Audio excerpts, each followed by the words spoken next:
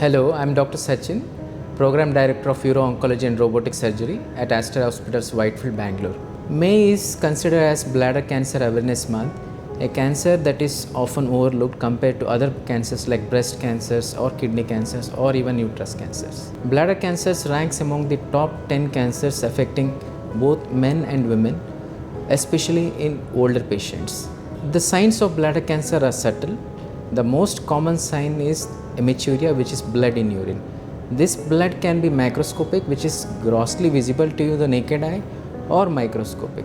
So anyone who has blood in urine should come to a uro-oncologist or a urologist to screen themselves for bladder cancer.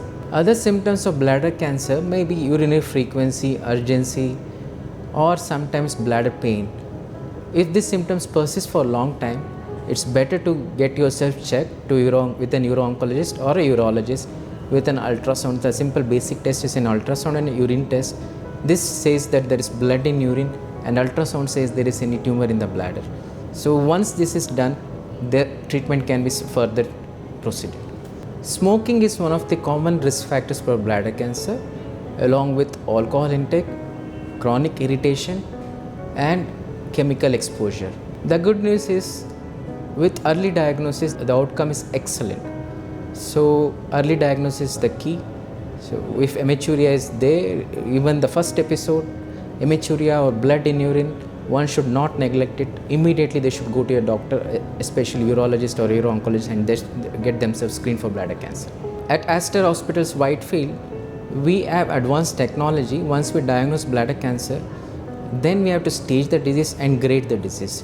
So with advanced technologies, with cystoscopy and with blue light imaging and narrowband imaging, we are able to detect tumors which are not detected on an ultrasound. So there are something like flat lesions in the bladder which are not seen in an ultrasound.